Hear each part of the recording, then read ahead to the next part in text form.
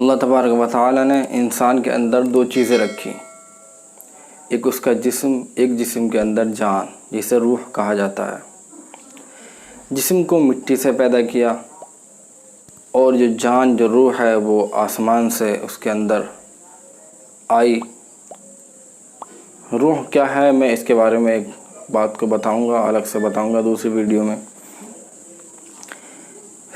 پہلے آپ اسی کو سمجھ لیں کہ ایک جان ہے اور ایک جسم ہے۔ جسم مٹی سے پیدا ہے، روح اللہ کا حکم ہے، آسمان سے آیا۔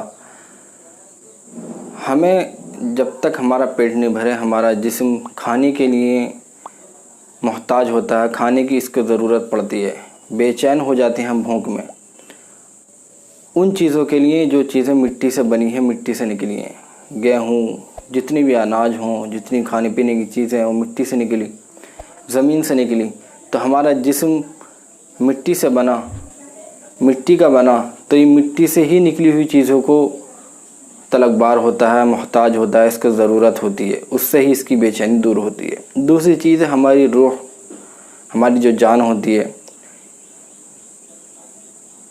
تو اس کے سکون پانے کے لیے، اس کو مطمئن کرنے کے لیے، اسے چین جب آتی ہے جب اس کے مطابق، اس کے موافق اس کو غذا ملے۔ جب موافق غذا ملے گی تبھی اس کی بے چینی دور ہوگی۔ جیسے لوگ ہوتے ہیں، بہت پیسے والے ہوتے ہیں، بہت بڑے گھرانے سے ہوتے ہیں، سب گاڑیاں، بنگلے ان کے پاس ہوتے ہیں، لیکن ان کی زندگی میں سکون اور چین نہیں ہوتا۔ جیسے شیشانت سنگھ راجپوت نے سوسائڈ کیا، خودکشی کی، یہ بتایا گیا ہے، باقی اللہ جانے۔ اور اس کا وجہ یہ بتائی ہے کہ ان کی زندگی میں سکون نہیں تھا۔ سکون یعنی دل کا چین نہیں تھا، دل بے چین رہتا تھا، مطمئن نہیں تھا۔ تو اس کا کیا علاج ہے؟ دل کیسے مطمئن رہے، دل چین میں کیسے رہے، سکون میں کیسے رہے؟ پیسہ اس کے پاس تو سب کچھ تھا لیکن پھر بھی بے چین تھا۔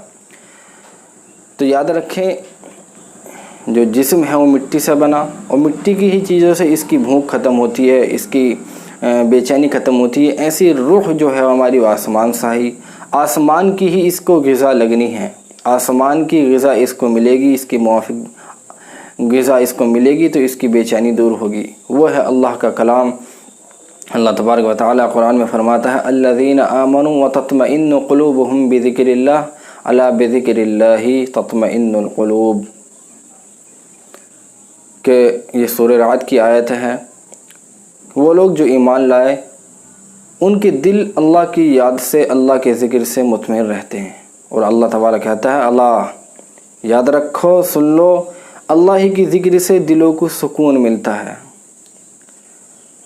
تو میری گزارش یہ ہے ان لوگوں سے جو مسلمان نہیں ہیں، جو مسلمان ہیں وہ تو ان چیزوں کو جانتے ہیں کہ اگر بے چینی، بے طلبی، بے قراری محسوس کرتے ہیں تو اللہ کے کلام کی طرف آئیے۔